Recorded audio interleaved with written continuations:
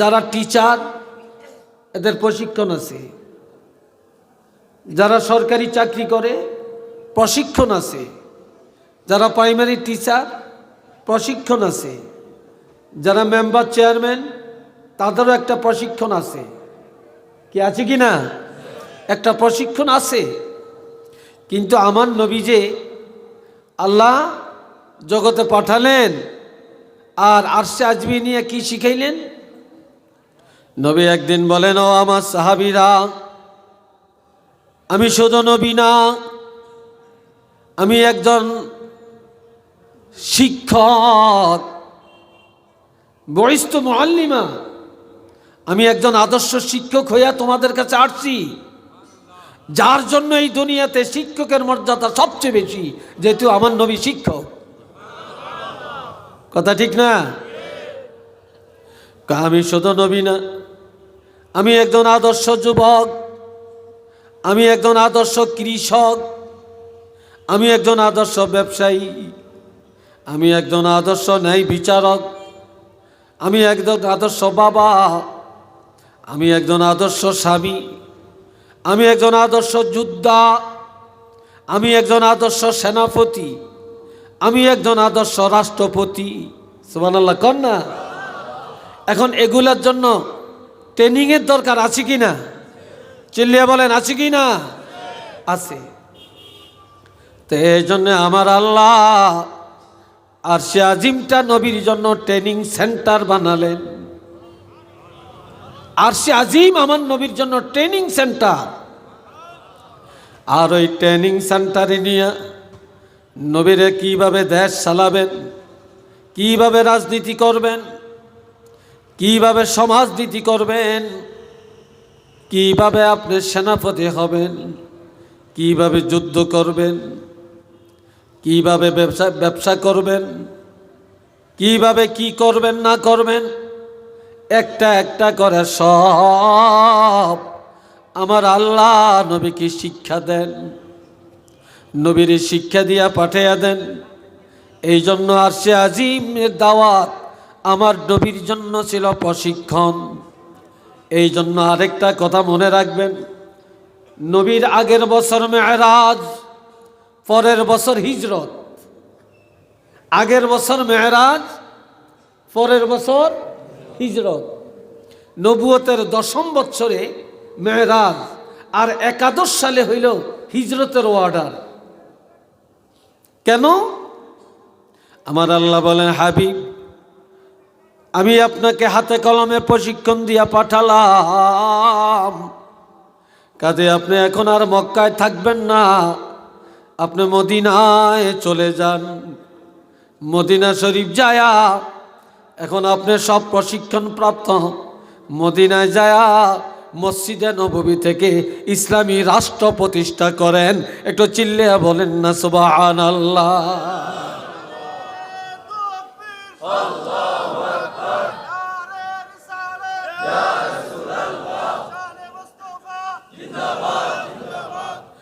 আরেকটা কারণ, এই কইলাম 3টা। চতুর্থ নম্বর যেটা, সেটা হলো আমাদের দেশে, আপনাদের দেশে এরকম মাঠে বিকাল বেলায় ছেলেরা খেলাধুলা করে, করে কি না? খেলাধুলা করে। তো খেলাধুলা যখন করে তখন কেউ খেলে কেউ দেখে, ঠিক না? কেউ খেলে কেউ দেখে। আমার প্রাণের নবী রহমাতুল লিল আলামিন ছেলেদের সাথে মিশিয়া বসিয়া বসিয়া ছেলেদের খেলা দৌড়াদৌড়ি দেখে। রাত হয়ে গেছে, কারো মা এসে বাচ্চারে কোলে করে নিয়ে যায়, কারো বাপ এসে কোলে করে নিয়ে যায়, আদর করে চুমা খায়। আবার জিজ্ঞা, আব্বা এটা কি? উত্তর পায়, ওইটা কি, ওইটা কি, ওইটা কি, এই লোকটাকে, ওই লোকটাকে, এটা এমন কেন, ওইটা এমন কেন? বাচ্চারা এই জাতীয় প্রশ্ন করে না? জোরে বলেন, করে না? উত্তর দেয় কে? মা আর বাবা কোলে নিয়ে উত্তর দেয়। নবীর আম্মা আমেনা যায়া বলে, এ বাবা তুমি আসো না কেন? নবী কাঁদেন, বলে মা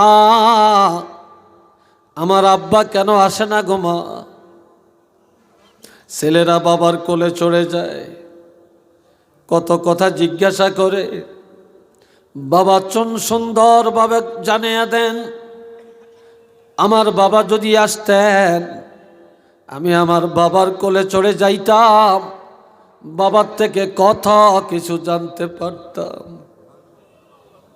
কত কিছু জানতে পারতাম। আমার আব্বা নাই কেন, আসে না কেন? তো হযরত আমেনা একটা কথা বলে ফেললেন, আগন্তুক বলল, বাবা মুহাম্মদ রে, এ আমার কলিজার টুকরা, তোমার আব্বা আর আসবে না, আর আসবে না। তবে এই দেশে কাউকে তুমি পাইবা না, প্রশ্ন করবা উত্তর পাইবা, কেউ হাতে ধরিয়া তোমাকে নিবে না। আমি মা আসি তোমাকে নেওয়ার জন্য, আয় আমার কোলে। আর তুমি যদি আল্লাহর জগৎ জানতে চাও, বুঝতে চাও, কারো লাগবে না যে আল্লাহ তোমারে শ্রেষ্ঠ নবী করে পাঠাইছেন, যে আল্লাহ তোমাকে দুনিয়াতে পাঠাইছেন, ওই আল্লাহ রাব্বুল আলামিনই যথেষ্ট। তুমি অপেক্ষা করো, আল্লাহ পাক আল্লাহর হাতে ধরিয়া ধরিয়া আল্লাহর জগৎটা তোমাকে দেখাইয়া দিবে।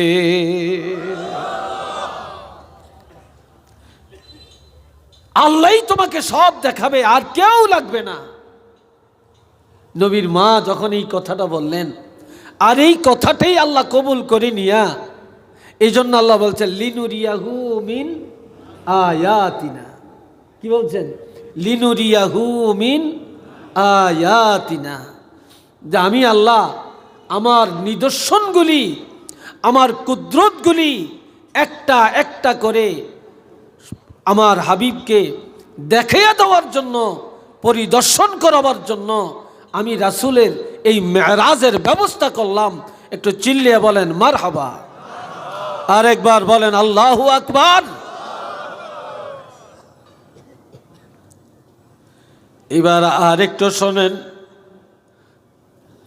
আমি আগে দিয়া কিছু কথা হইছে সুবহানাল্লাজি আসরা এই আয়াতের উপরে, আমি এনতে কইতাম না। কোবান্য জায়গা দিয়া কোবানের দরকার নেই, নিরান্য জায়গা দিয়া নিরানেরও দরকার নেই, নাকি? এ বাবা জিরারে আমার, নবীজি গেলেন মেরাজে, জান্নাত দেখলেন, জাহান্নাম দেখলেন। নবী দেখলেন জাহান্নামের দরজায় অনেকগুলো চেয়ার, আর জান্নাতের সামনে মাত্র একটা চেয়ার। জোরে বলেন কয়টা? চিল্লিয়া বলেন কয়টা? একটা। তো নবী বলে, জিবরাইল আলাইহিস সালাম, যে এই জাহান্নামের সামনে একটা চেয়ার আর জান্নাতের সামনে এতগুলো চেয়ার, কারণটা কি? হযরত জিবরাইল আলাইহিস সালাম বলে, ইয়া রাসূলুল্লাহ, জান্নাতের দরজায় যেই চেয়ার, এগুলা সব নবীদের চেয়ার। সমস্ত নবীরা জান্নাতে যাওয়ার আগে এখানে অবস্থান করবে, অবস্থান করবে। আল্লাহ এই জন্য জান্নাতের দরজায় নবীদের চেয়ারগুলি রাখছে। জাহান্নামের সামনে একটা চেয়ার, এটা কার? এটা আপনার। কি বলেন? এটা আপনার জন্য। নবী আশ্চর্য, কি জাহান্নামের দরজায় আমার চেয়ার? আল্লাহ ক্বালা রাসূলুল্লাহি সাল্লাল্লাহু আলাইহি ওয়াসাল্লাম, আনা সাইয়্যিদু ওয়ালদি আদম ইয়াওমাল কিয়ামা ওয়া আনা আউওয়ালু মান ইয়ানশাক্কু আনহুল কবরু ওয়া আনা আউওয়ালু শাফিঈন ওয়া আনা আউওয়ালু মুশাফফাঈন ওয়া ফি রিওয়ায়াতিন লিত-তিরমিজি ইশফাআতু শাফা। আল্লাহু আকবার বলেন না রে ভাই, আরো জোরে, আরো জোরে। আল্লাহর হাবিব ইরশাদ করেন, কিয়ামতের ময়দানে মুসিবতের দিন আদম সন্তানের মধ্য হতে আমি রাসূলুল্লাহকে নেতৃত্ব দেওয়া হবে।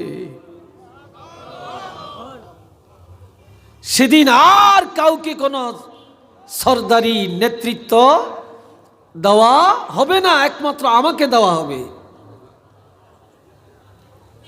নবী আরো বলেন, সেদিন সর্বপ্রথম ওয়া আনা আউয়ালু মান ইয়ানশাক্কু আনহুল কবর, আমার রওজা পাক ফেটে যাবে, রওজা পাকের মাটি দুই দিকে চলে যাবে। সর্বপ্রথম আমাকে উঠানো হবে, আমার আগে আর কাউকে উঠানো হবে না। আমার দ্বারা ময়দানে হাসর আল্লাহ উদ্বোধন করবে। এই জন্য নবীর এক নাম হাসের। কি নাম? হাসের।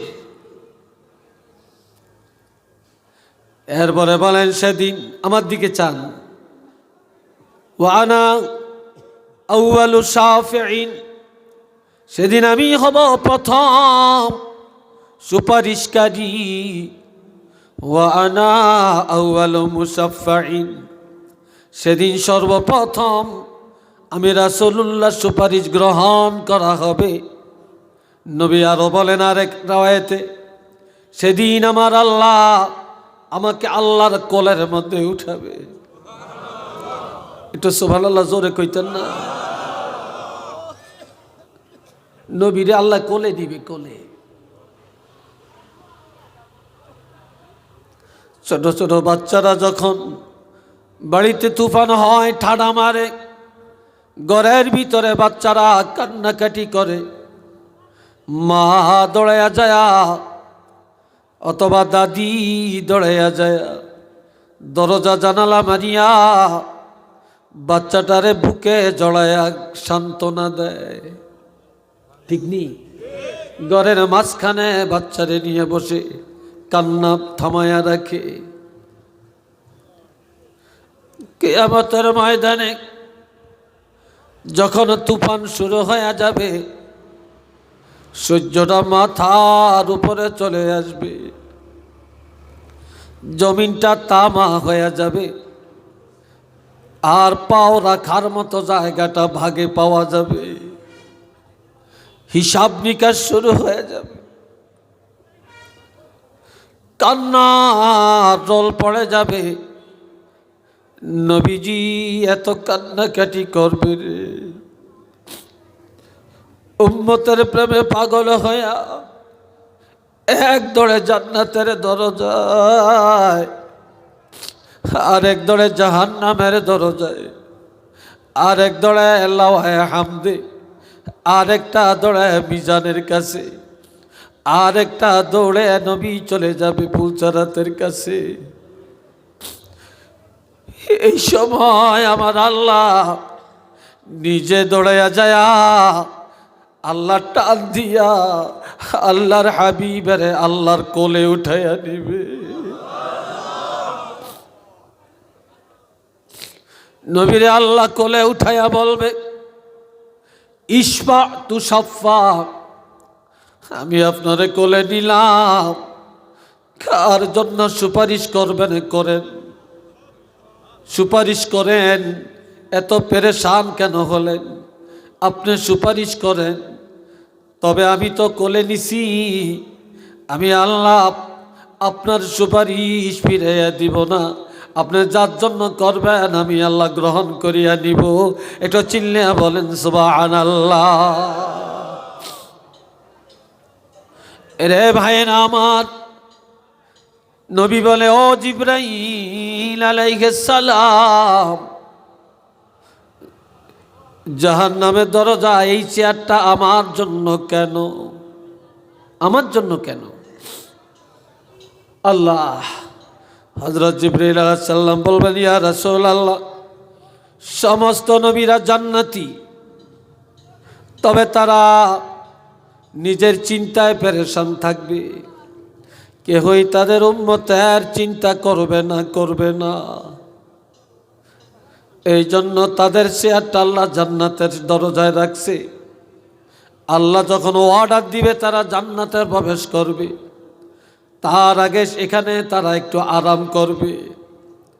আর আপনার চেয়ারটা জাহান্নামের দরজায় আল্লাহ রেখে দিলেন, কারণ আপনি সেদিন নিজের চিন্তা তো করবেন না।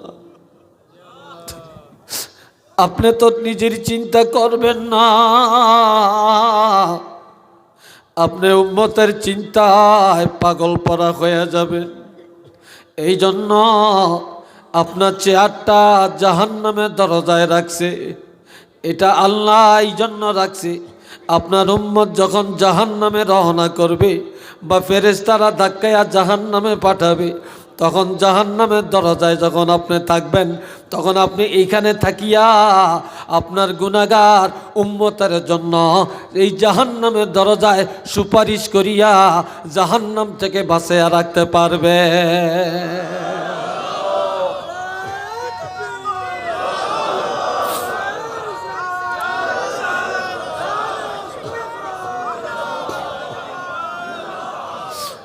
ও ভাইরা রে আমার, শুধু এইটাই না, কেমন শান, কেমন ইজ্জত, কেমন দরজা আল্লাহ আমার নবীকে দিলেন। আর একটা শোনেন, নবীজি বলেছেন আসা, আমার আল্লাহ বলছেন আসা আইয়াবআসাকা রাব্বুকা মাকামাম মাহমুদা। এই মাইকের আওয়াজটা একটু কেমন লাগে, শক্তি লাগে কেন জানি। এই ভিতরে আওয়াজ একটু বাড়াই দেন, শক্তি লাগবে কেন। আল্লাহ বাবাজিরা রে আমার শোনেন, আমার আল্লাহ বলেন হাবিব অচিরেই আমি আল্লাহ আপনাকে মাকাম মাহমুদা প্রশংসার আসনের মধ্যে উঠাবো, প্রশংসার আসনে উঠাবো। মাকাম মানে জায়গা, আর মাহমুদা প্রশংসিত জায়গা। এখন এটা কোনটা, এটার নাম কি? এটা এই জোরে বলেন না কেন? চেয়ার। সভাপতি চেয়ার আছেন একটা, সব মাহফিলে তো থাকে, আছে না? এখানে আছে তো, এখানে অনেকগুলো চেয়ার আছে, হয়তো ওনারা মুরব্বী বয়োজ্যেষ্ঠ এই জন্য অনেক রাখছেন, কিন্তু সভাপতির জন্য তো একটা চেয়ার নির্দিষ্ট আছে। কি হুজুর আছে না? আছে। আচ্ছা, এখন মাকাম আমরা জানি প্রশংসার জায়গা, প্রশংসার আসন, এটা কোনটা? এই ভাইরা রে আমার, এই কিয়ামতের ময়দানে মুসিবতের দিনে আমার আল্লাহ হবেন বিচারক, আল্লাহ হবেন বিচারক। আর আল্লাহ নিজের হাতে ধরিয়া আল্লাহর হাবিব রহমাতুল্লিল আলামিনকে, আমাদের দয়াল নবীজিকে আল্লাহ নিজের কুদরতি হাতে ধরিয়া আল্লাহর পাশের চেয়ারের মধ্যে বসাইয়া দিয়া বলবে, হাবিব আমি হইলাম আজকের বিচারক, আমি হলাম মালিক ইয়াউমিদ্দিন, আজকের বিচার দিনের মালিক, আমি হইলাম বিচারক। তবে আমি সভাপতি ছাড়া বিচার করতে পারি না, আমি আজকের একচ্ছত্র মালিক, আমি বিচারক। তবে আমি আমার পাশে চেয়ারের মধ্যে আপনাকে বসাইয়া দিয়া আমি আপনার জন্য আপনাকে আজকের এই ময়দানে হাসরের সভাপতি বানাইলাম। আল্লাহু আকবার বলেন। আপনি হলেন সভাপতি, আল্লাহ বিচারক, নবী সভাপতি। নবী কি? সভাপতি। তাহলে যেই নবী কিয়ামতের ময়দানে হাসরের সভাপতি, এই নবীর সাথে কি করার তুলনা আছে রে ভাই? নবীর শানের কোনো শেষ আছে? মানের কোনো শেষ আছে? আর এই নবীর বিরুদ্ধে এত শত্রুতা আমি কেন?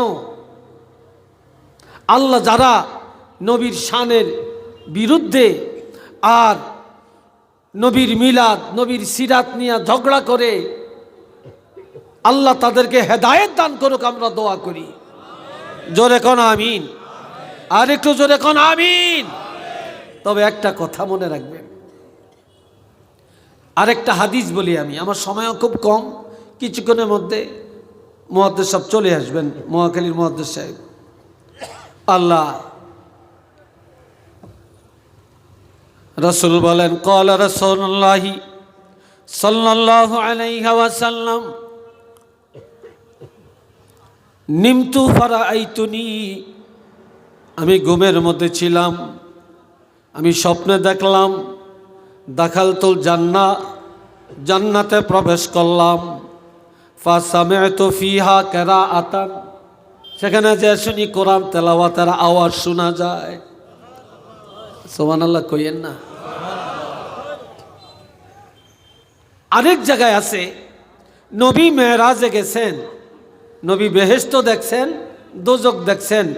তো বেহেশতের মধ্যে যখন গেলেন তখন শুনতেছেন কোরআন শরীফের তেলাওয়াতের আওয়াজ শোনা যাইতে আছে, কোরআন তেলাওয়াতের আওয়াজ শোনা যায়।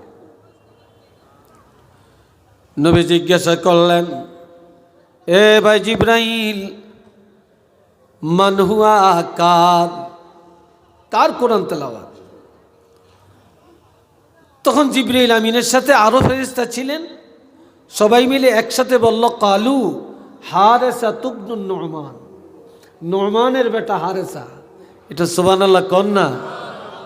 নুমানের বেটা হারেসার কোরআন তেলাওয়াত শোনা যায়। নবী তখন আশ্চর্য হয়ে গেলেন, এই হারেসা এখনো মরে না, সে জান্নাতে আসলো কি করে? সে তো এখনো জিন্দা। তখন জিবরাইল আমিন বলেন, ইয়া রাসূলুল্লাহ, ওয়া কানা আবারুন নাস বিউম্মিহি, এই হারেসা দুনিয়ায় সবচেয়ে বেশি তার মায়ের সাথে সৎ আচরণ করে। মা খুশি হয়ে যাওয়ার কারণে, মার সেবার কারণে, মার প্রতি যত্নবান হওয়ার কারণে আল্লাহ পাক ইন্তেকালের আগে এই হারেসাকে জান্নাতে কোরআন তেলাওয়াতের লিস্টির মধ্যে তার ইজ্জত বাড়াইয়া দিছে।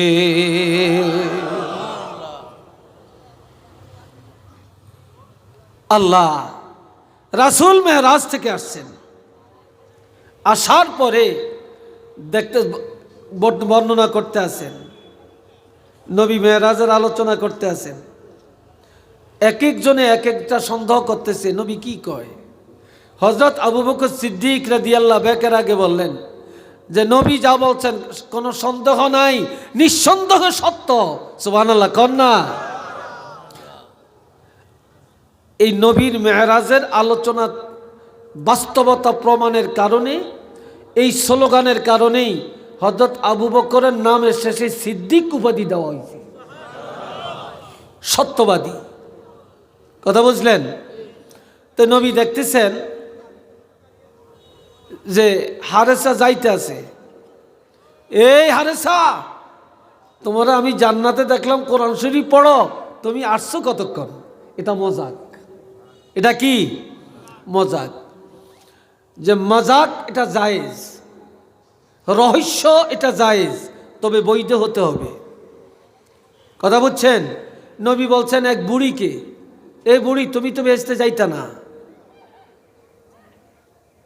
বুড়ি কান্দে, নবী বললেন না তুমি কাঁদিও না, বুড়ি জান্নাতে যাবে না, আল্লাহ তোমারে যুবতী বানায়া জান্নাতে দিবে। একটা কালো কেসকিচ্ছা কালো লোক, নবী বললেন এই কালো মানুষ তো বেহেশতে যাইবা না, কালো মানুষ বেহেশতে যাবে না। লোকটা কাঁদে, নবী বললেন তুমি কাঁদো কেন? কোনো কালো মানুষ থাকবে না, সব কালো, আল্লাহ পূর্ণিমার চাঁদের মতো রূপ দিয়া জান্নাতে নিবে। কথা বুঝে আসছে? কোনো বুড়া জান্নাতে যাবে না, সব যুবক বানিয়ে জান্নাতে নিবে। এই মজাকটা সত্য না? জোরে বলেন এটা সত্য না? তো নবী বললেন তুমি জান্নাতের থেকে আসছো কখন? সব সাহাবীরা আশ্চর্য হয়ে গেলেন। তখন আল্লাহর হাবিব একটা কথা তিনবার বলছেন, কাযালিকুমুল বির সালাসা মাররাতিন, কাযালিকুমুল বির, কাযালিকুমুল বির, সৎ কাজের পুরস্কার এইভাবেই আল্লাহ দিয়ে থাকেন। ওয়া কানা আবাদুন্নাসি বিউম্মিহি, এই হারেসা সবচেয়ে বেশি তার মায়ের সেবা করেন, যার কারণে মায়ের দোয়ার কারণে আল্লাহ পাক এই হারেসার নামটা এন্তেকালের আগে আল্লাহ তার ইজ্জত বাড়াইয়া দেন। আল্লাহ পাক তাকে কোরআন তেলাওয়াতের লিস্টির মধ্যে নাম উঠাইয়া দেন।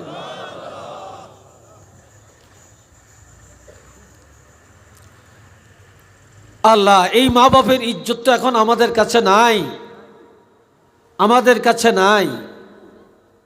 হাজিরিন, আসুন আমরা নবীর শানকে মানকে আমরা গ্রহণ করি, নবীর সুন্নতকে আমল করি, নবীর প্রেম ভালোবাসা অর্জন করি। কারণ নবীকে মহব্বত করা, নবীর শানকে আলোচনা করা, কেউ যদি নবীর শান আলোচনা করে, নবীর প্রশংসা করে, আল্লাহ তার প্রশংসা করে, তার শান আল্লাহ বাড়াইয়া দেন। আর নবীর বিরোধিতা যারা করে, আল্লাহ তার বিরোধিতা করে। কি কথা ঠিক কিনা? যেহেতু মক্কায় নবী যখন বললেন লা ইলাহা ইল্লাল্লাহ ইন্নী রাসূলুল্লাহ, এক আল্লাহ ছাড়া কোনো মাবুদ নাই, আমি আল্লাহর রাসূল, মক্কার কাফিররা একটা জলসার আয়োজন করছে। জলসার আয়োজন করিয়া আবু জেহেলকে বলে, আবু জেহেল তুমি কি মনে করো?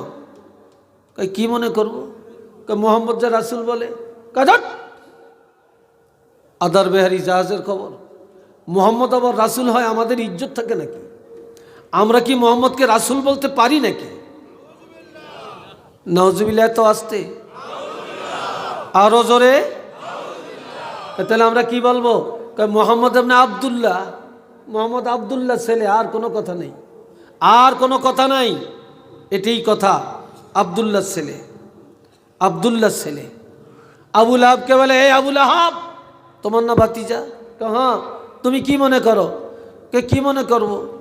আব্দুল মুত্তালিবের নাতি, আর কোনো পরিচয় নাই, আর কোনো পরিচয় নাই। এইবার হযরত আবু বকর সিদ্দিক পাশে দাঁড়িয়ে রয়েছে, তিনি দৌড়ে আসছেন স্টেজে। হাজার হাজার কাফেরের সামনে হাত উঠায়া বলেন, রে মক্কার কাফিরেরা, এ আবু জেহেল, আবু লাহাব, মনে করেছ নবী আব্দুল্লাহ ছেলে, আব্দুল মুত্তালিবের নাতি, এই পরিচয় দিয়া সারতে পারবা না। নবীর পরিচয় দিতে আর কেউ লাগবে না। আমার দিকে তাকাও, আমি আবু বকর, এই পৃথিবীতে আর কেউ লাগবে না। কিয়ামত পর্যন্ত নবীর যত উম্মত আসবে, সকলের পক্ষ থেকে আমি আবু বকর নবীর পরিচয় দেওয়ার জন্য একাই যথেষ্ট, আর কেউ লাগবে না, আমি একাই যথেষ্ট। এবার তিনি পরিচয় দেন, ওয়ামা মুহাম্মাদুন ইল্লা রাসূল, মুহাম্মদ আর কেহই না, তিনি হলেন আল্লাহর রাসূল। সুবহানাল্লাহ, জোরে বলেন না। আবু লাহাব দৃষ্টিতে নবী যেমন বলছে তেমন, আবু জেহেলের দৃষ্টিতে যেমন বলছে তেমন, হযরত আবু বকরের দৃষ্টিতে যেমন বলছে তেমন। কদ খালাত মিন ক্বাবলিহির রাসূল, এর আগে অনেক নবী রাসূল আসছেন, চলে গেছেন, ধর্মকর্ম শেষ, বাতিল। কিন্তু মুহাম্মদুর রাসূলুল্লাহ এমন একজন নবী আল্লাহ পাঠালেন, আফা ইম্মাতা, তিনি যদি ইন্তেকাল করেন, আও কুতিলা, শহীদ করা হয়, ইনকালাবতুম আলা আকাবিকুম, তোমরা কি মুখ ফিরে আনিবে? না না, দুনিয়াতে আর কোনো নবী আসবে না, আর কোনো ইসলাম আসবে না, আর কোনো কোরআন আসবে না। এই নবীকেই কিয়ামত পর্যন্ত মানিয়ে নেওয়া লাগবে। শুধু কিয়ামত না, জান্নাতে যাওয়া পর্যন্ত এই নবীর আদর্শই চলবে, এই নবীর নেতৃত্ব চলবে, এই নবীর ইসলাম চলবে। একটু চিল্লে বলেন না মারহাবা। তাহলে আমরা কি এই নবীর পক্ষে, শানে রিসালতের পক্ষে, শানে মোস্তফার পক্ষে, নবীর ইজ্জতের পক্ষে আমরা আছি কি নাই? আরো জোরে বলেন আছে কি নাই? একদল আছে মিলাদ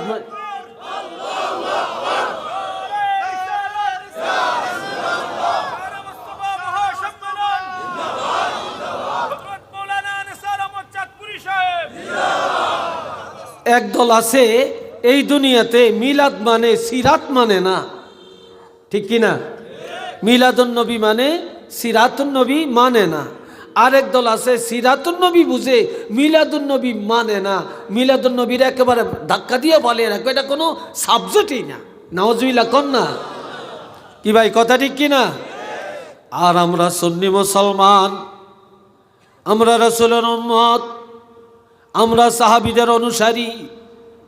এ বাবারা, আমরা নবীর মিলাদুন নবীও মানি, আমরা সিরাতুন নবীও মানি, কথা ঠিক কি না? আমরা মিলাদুন নবীর পক্ষে, আমরা সিরাতুন নবীর পক্ষে।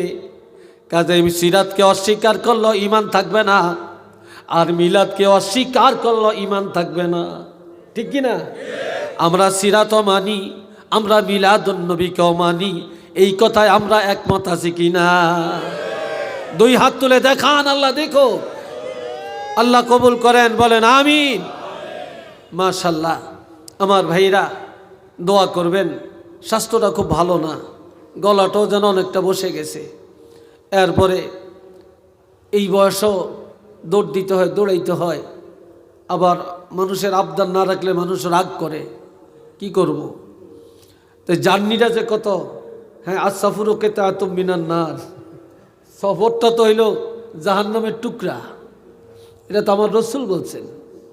তারপরও আল্লাহ হেফাজত করেন, আল্লাহ আপনাদেরকে হেফাজত করেন, সবাই কোন আমিন। আল্লাহ শানে মোস্তফা মাহফিলকে কবুল করেন, বলেন আমিন। যারা ছিলেন, আমার আজকে কথা বলতে অনেক সাহস লাগছে এই জন্য যে আমার পাশে খুব জাইয়েদ ওস্তাদ যে হুজুররা আছেন, আলেমরা আছেন, এই জন্য কথা বলতে আরও সাহস লাগে। আল্লাহ কবুল করেন, সবাই বলেন আমিন। তো দোয়া করবেন, আমি আর কথা বাড়াই না, একটু মুক্তাসার দোয়া করি। আল্লাহুম্মা সাল্লি আলা সাইয়্যিদিনা মুহাম্মদ ওয়া আলা আলিহি ওয়া সাহবিহি ওয়া বারিক ওয়া সাল্লিম। সাল্লাল্লাহু আলা সাইয়্যিদিনা ওয়া মাওলানা মুহাম্মদ ওয়া আলা আলিহি ওয়া সাহবিহি ওয়া বারিক ওয়া সাল্লিম। আলহামদুলিল্লাহি রাব্বিল আলামিন ওয়াল আকিবাতু লিল মুত্তাকিন ওয়াস সালাতু ওয়াস সালামু আলা রাসূলিহিল কারীম ওয়া আলা আলিহি ওয়া সাহবিহি আজমাইন।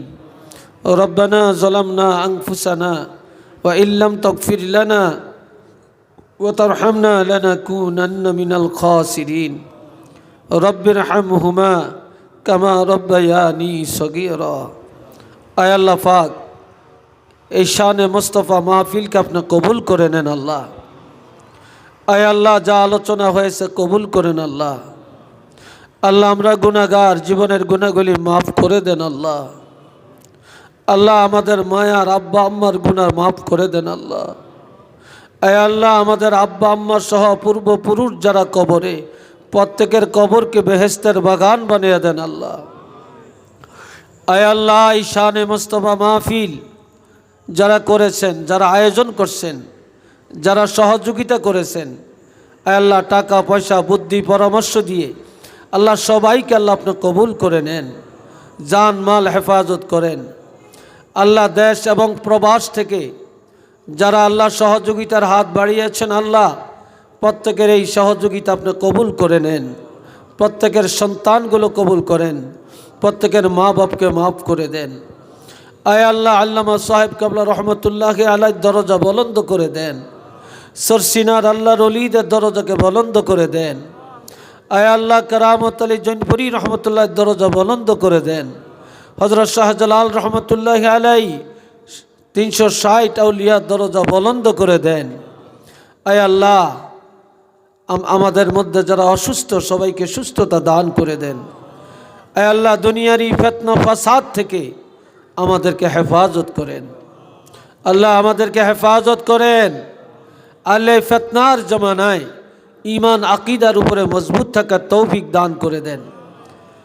ওয়াসাল্লাল্লাহু তাআলা আলা খায়রি খালকিহি মুহাম্মাদিন ওয়া আলা আলিহি ওয়া আসহাবিহি আজমাইন ওয়া জাআল আখিরা কালামিনা عند الموت لا إله إلا الله محمد رسول الله السلام عليكم ورحمة الله আলহামদুলিল্লাহ অত্যন্ত মোবারকবাদ জানাচ্ছি আজকে মাহফিলের সম্মানিত প্রধান মেহমান হযরত মাওলানা নেসার আহমদ চাঁদপুর হুজুরকে। আমাদের আজকের মাহফিলের প্রধান আকর্ষণ হযরত মাওলানা মুফতি মাহবুবুর রহিম হুজুর আমাদের মাঝে এসে উপস্থিত হয়েছেন। হুজুরের বয়ানের পূর্বে সঙ্গীত পরিবেশন করার জন্য সবিনয় আহ্বান করছি নাসির